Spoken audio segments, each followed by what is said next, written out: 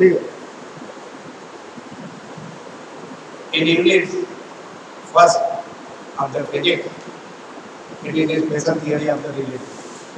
So I will start with the special theory of the relativity. पहले मैं आपको ये बताऊंगा कि रिलेटिविटी का क्या है। इस संदर्भ में एक फेमस प्रचलित एक अकबर बिरबल विनोद का एक वाक्य है, उसको बताने का प्रयास करूंगा। एक बार अपने दरबार में अकबर ने एक लाइन खींच दी और बताया कि मेरी लाइन को बिना छुए हुए, बिना डिस्टर्ब किए हुए, बिना मिटाए हुए हमारी लाइन को छोटी कर दिया जाए। ये बहुत बड़ी समस्या थी। अकबर द्वारा खींची हुई लाइन, अकबर की लाइन को यदि कोई डिस्टर्ब कर देगा, छू देगा, तो फिर वो उसको फांसी की सजा हो जाएगी। सब लोग बड़े चक्कर में पड़े कि जहाँ कहाँ अकबर की लाइन को कैसे छोटा किया।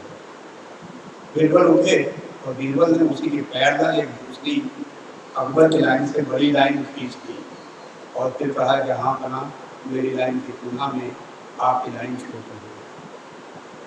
तो इस तरह से nothing is absolute, everything is relative. Akbar की खींची हुई लाइन बीरबल की लाइन की तुलना में छोटी हो गई। यदि अकबर की लाइन से छोटी लाइन खींच दिया जाए तो उस खींची हुई लाइन की तुलना में अकबर की लाइन बड़ी होगी। एक दूसरा उदाहरण और देता हूँ। 3 लड़के या 2 ही हैं, एक की हाइट कम है, दूसरे की हाइट ज्यादा है। जिसकी हाइट कम है वो सोचता है कि दूसरा वाला हमसे लंबा है, और जिसकी लंबाई अधिक है उसको लगता है कि हमारे साथ जो खड़ा हुआ लड़का है उसकी हाइट कम है। जबकि लंबाइयाँ दोनों की निश्चित है, लेकिन एक को वही चीज 2 तरह से दिखाई देती है। एक को लगता है कि एक की लंबाई ज़्यादा है, दूसरे का ऑब्जर्वेशन है कि उसकी लंबाई कम है, तो कम और अधिक दिखाई देता है, जबकि लंबाइयाँ वही हैं, उन लंबाइयों में कोई परिवर्तन नहीं किया। So here is also a decision, and we come to a conclusion that the height is not absolute with respect to any other terminology. आप गोरखपुर से चलो अपने इंस्टीट्यूशन के लिए आओ, रास्ते में यदि कोई नदी पड़ती हो, ब्रिज हो, उस पर क्रॉस करते हो, तो आते समय ऐसा लगता है कि नदी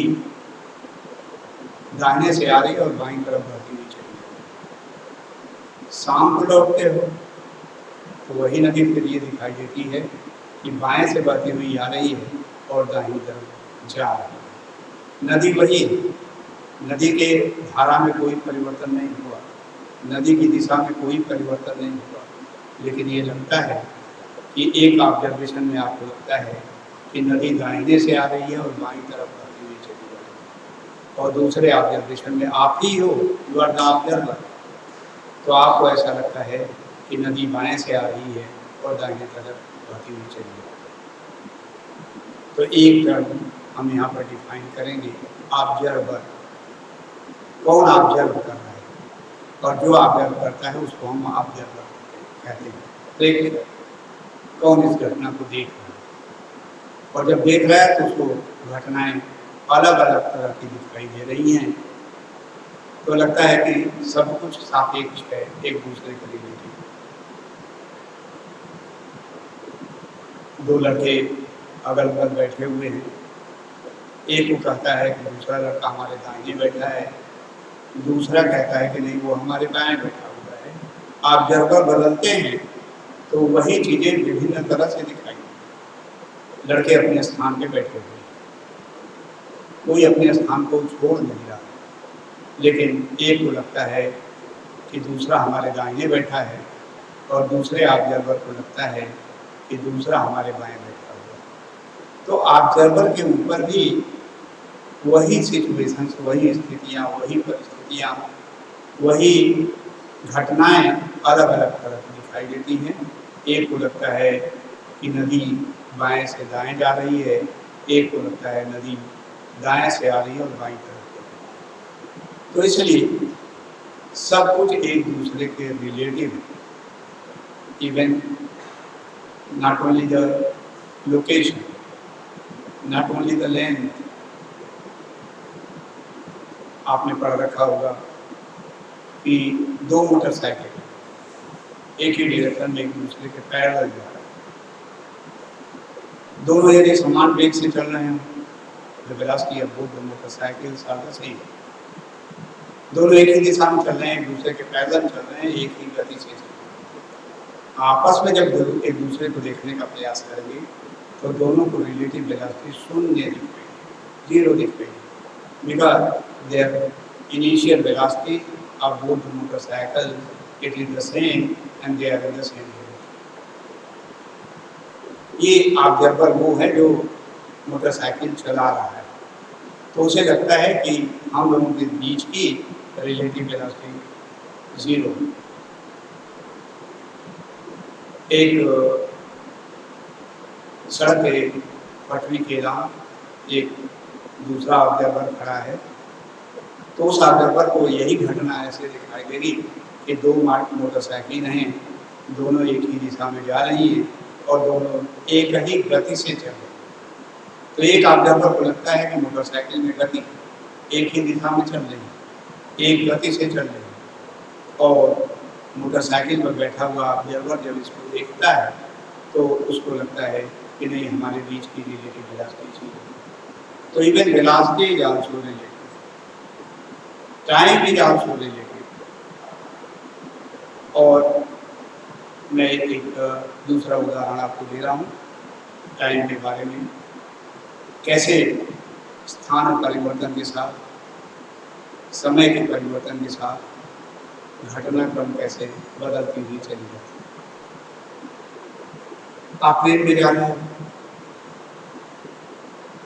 ट्रेन स्टार्ट हो गई, आपके डब्बे में एक वेटर आता है और वो कहता है चाय किसी को चाहिए तो ऑर्डर दे दें। आप चाय ऑर्डर करते हैं किसी एक विशेष स्थान पे, एक थोड़ी देर बाद बी स्थान पे वेटर आता है और आपको चाय देता है बी समय पर। एक समय पर आपने ऑर्डर दिया, थोड़ा समय पास हुआ तो आपको उसी स्थान पे जहाँ आप बैठे हुए हो उसी स्थान पर चाय मिल जाती है। थोड़ा समय और बीता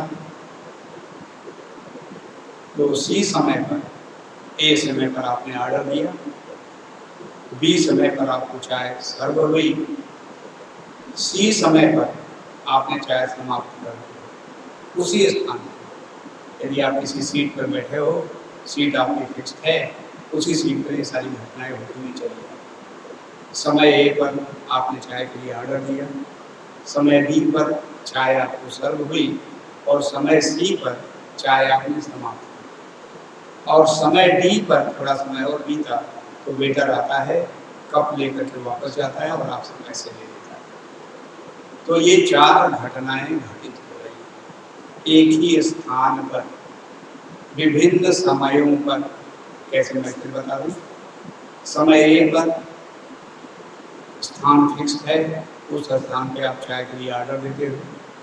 समय बी पर चाय आपको सर्व की जाती है उसी स्थान पर। समय सी पर चाय आपने समाप्त कर दिया पी करके, और समय डी पर समय बीता हुआ जा रहा है, समय डी पर वेटर आता है, कप लेके जाता है और आपसे पैसे ले लेता है। ये सारी घटनाएं जो आप देख रहे हो as a passenger in the train, train में आप बैठे हुए हो, ट्रेन में बैठे हुए ये घटनाक्रम आप देख रहे हो। तो इसके लिए आप इसको ऐसा कह सकते हो, एक शब्द दे सकते हो कि इस घटना को क्या कहें, तो ऐसे कहेंगे विभिन्न हैपनिंग्स। अभी जो घटनाएं हो रही हैं उसको हम इंसिडेंट, हैपनिंग रिलेटिव के टर्म में कहेंगे। So different incidents are happening at the same position.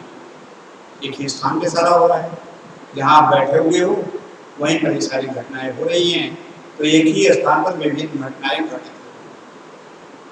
But at different times, अलग अलग समयों पर ये घटनाएं घटित हो रही। तो इसको शब्द दिया जाए तो ऐसा कहेंगे कि different events are happening at the same position but at different times.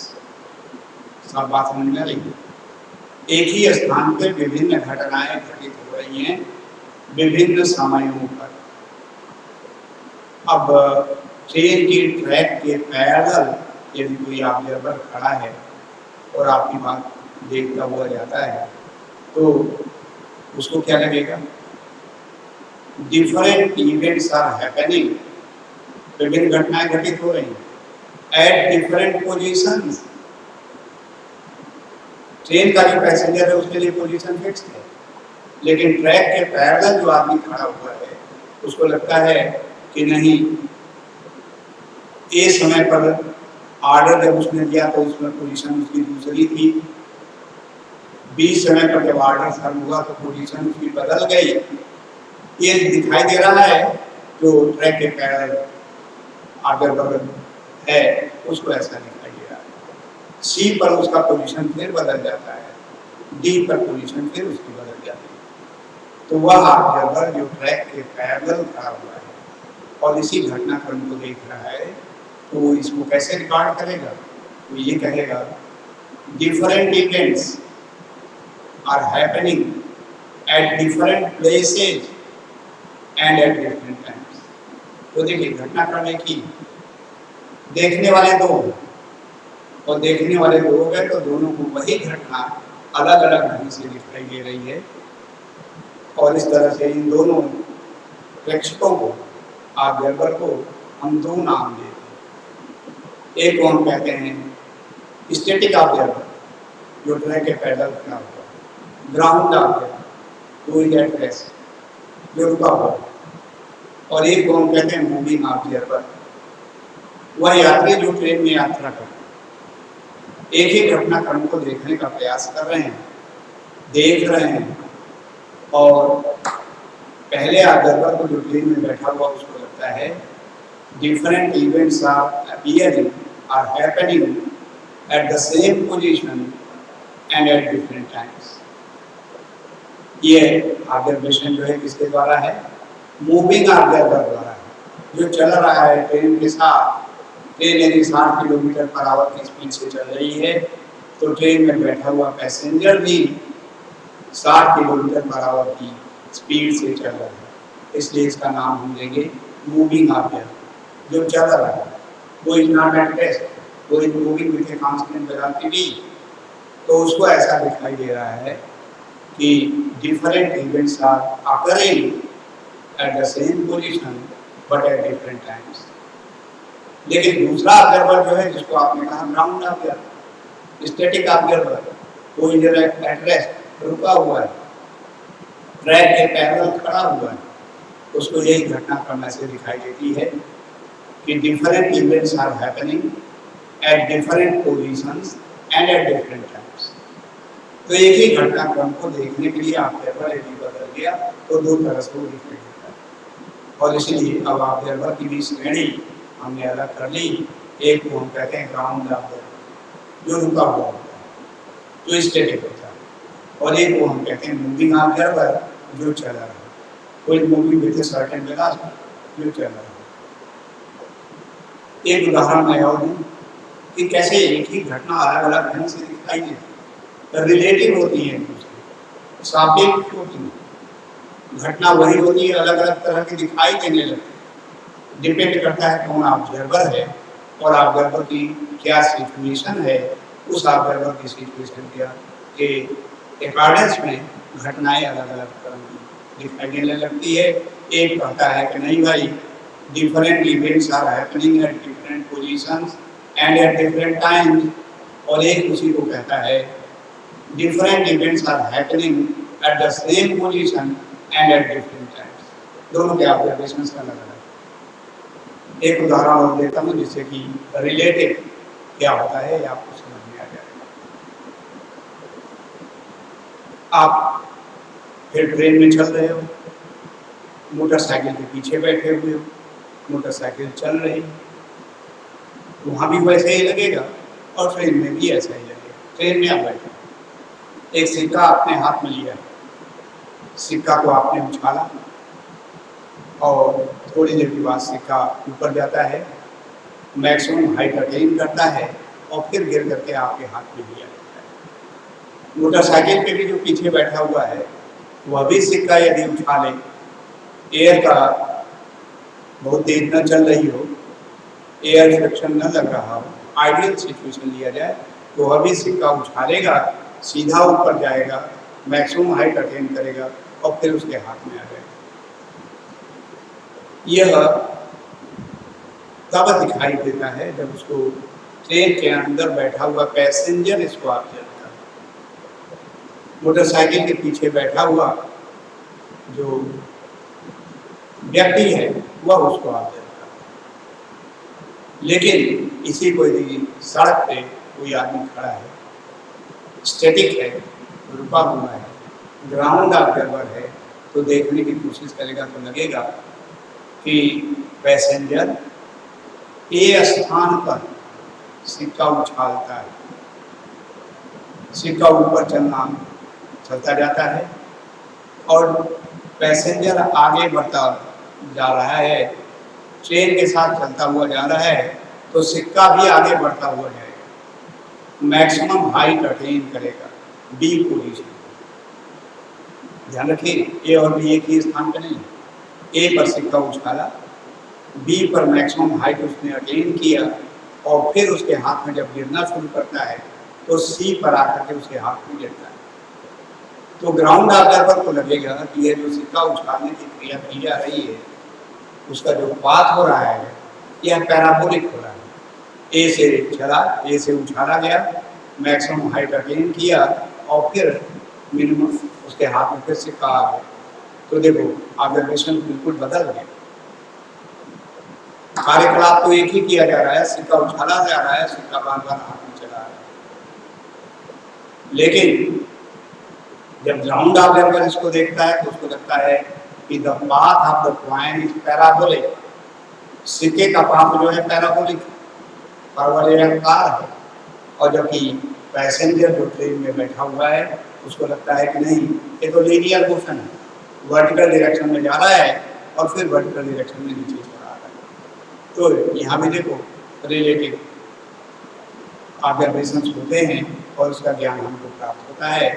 तो इससे निष्कर्ष निकाला गया everything is relative, nothing is absolute. कोई घटना को हम बताते हैं तो किसके संदर्भ में हमने बताया, जैसे उदाहरण मैं ऐसा फिर एक लूँ,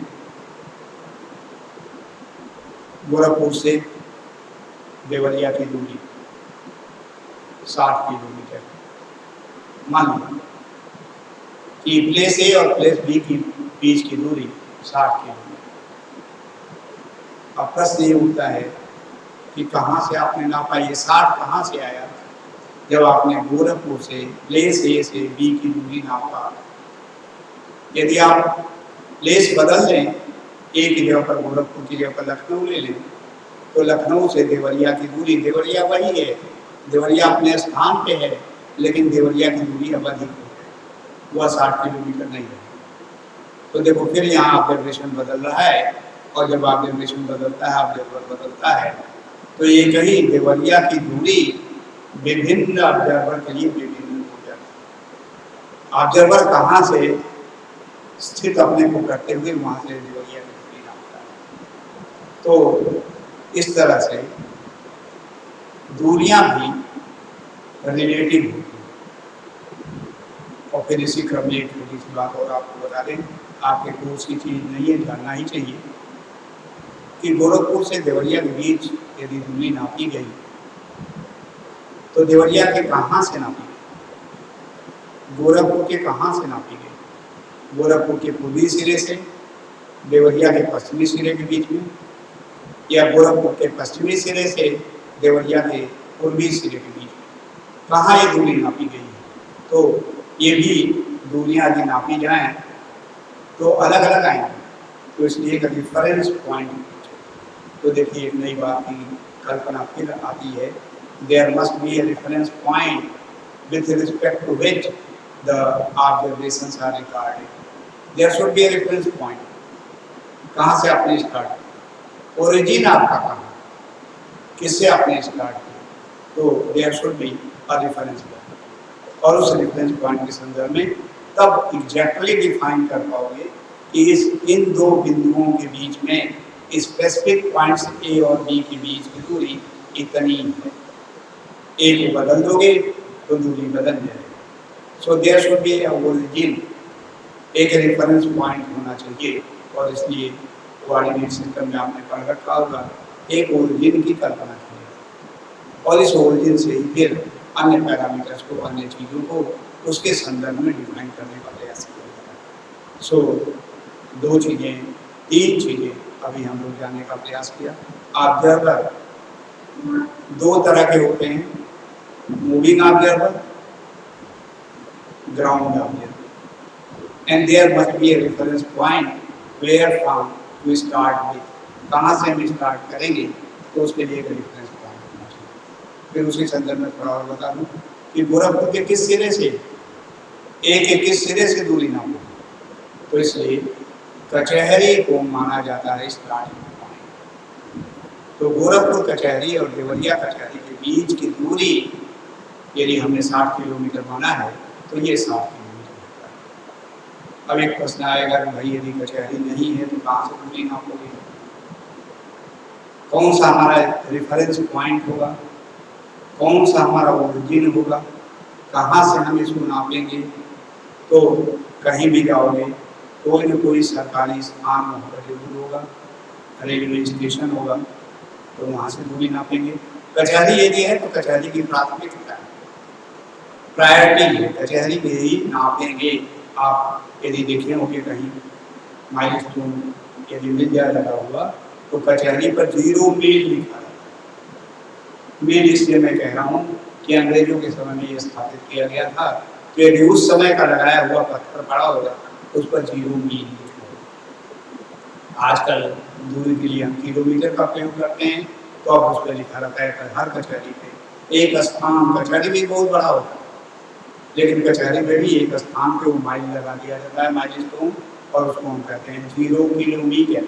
तो उस माइलस्टोन से दूसरे स्थान पर दूसरी दूरी नापी जाती है, तो इसको हम कहते हैं origin, the starting point, the reference point, ऐसा करते हैं। और इस तरह से हम नापने का प्रयास करते हैं। तो इस तरह से हम इस निष्कर्ष पर पहुँचते हैं कि कोई घटना एब्सोल्यूट नहीं, न तो लोकेशन, न तो पोजीशन, न तो डिस्टेंस, न तो वेलोसिटी, न तो मोमेंटम ऐसे एक्सटेंड कर सकते, न तो मोमेंटम, सब एक दूसरे के रिलेटिव होते हैं। किन परिस्थितियों में आपने नापा और जो नाप रहा है, जो व्यक्ति है, जो ऑब्जर्वर है, उसकी पोजीशन क्या है, किस पोजीशन में रखते हुए इन चीज़ों को ऑब्जर्व करता है, यह स्थिति बनती है।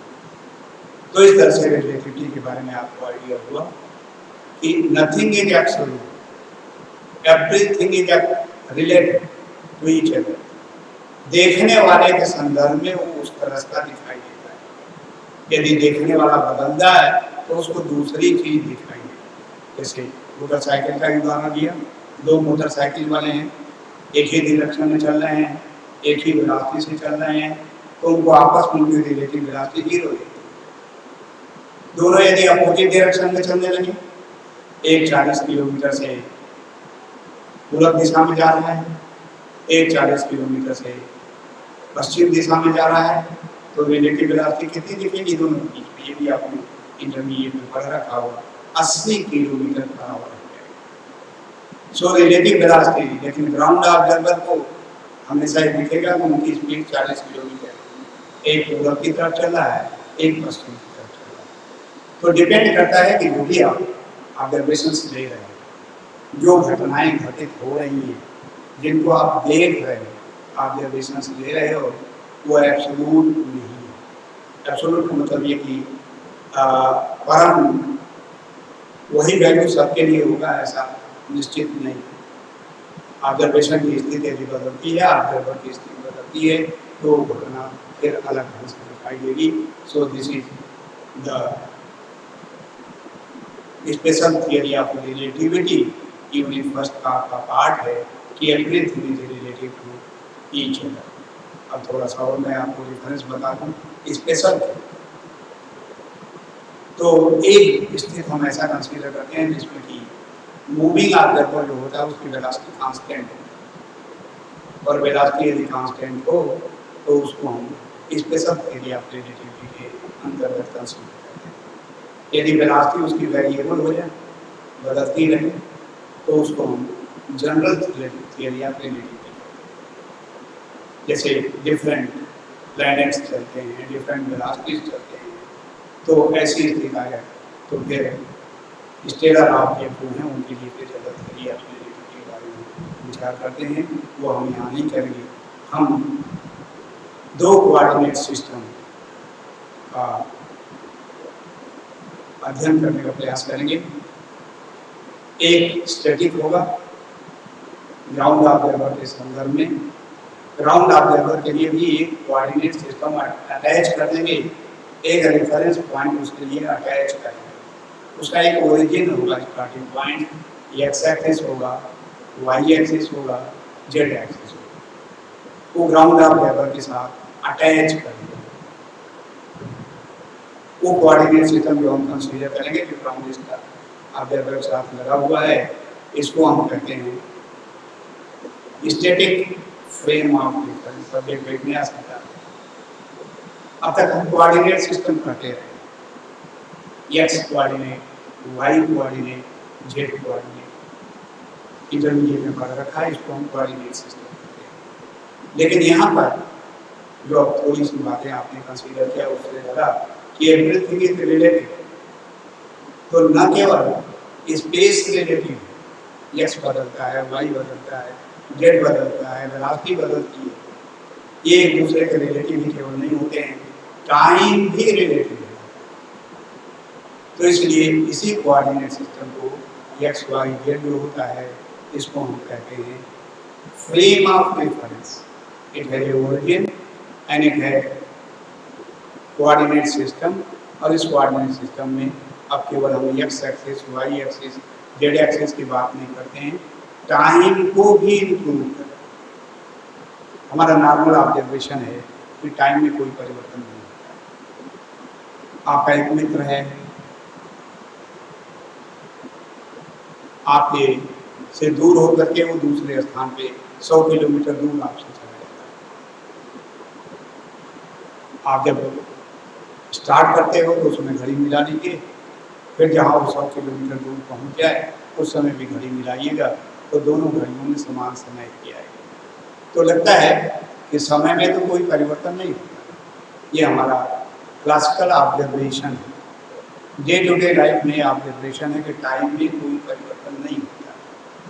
लेकिन उन परिस्थितियों में जब टाइम को हम तब कंसीडर करते हैं जब velocity of movement of the moving observer becomes comparable to the velocity of light. और जब लाइट के तुल्य हो जाता है तो उस समय टाइम भी परिवर्तनशील हो जाता है और टाइम बदलने लगता है।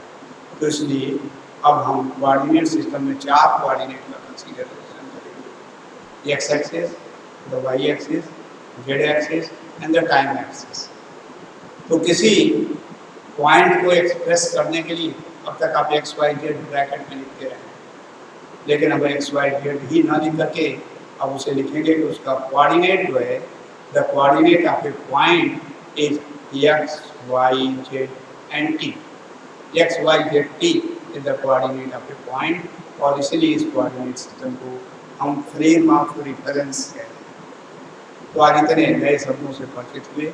Ground observer, moving observer, happening या incident, time is also a variable parameter, और कोऑर्डिनेट सिस्टम जिसको हम कहते थे उस कोऑर्डिनेट सिस्टम को हम कहेंगे फ्रेम ऑफ रेफरेंस।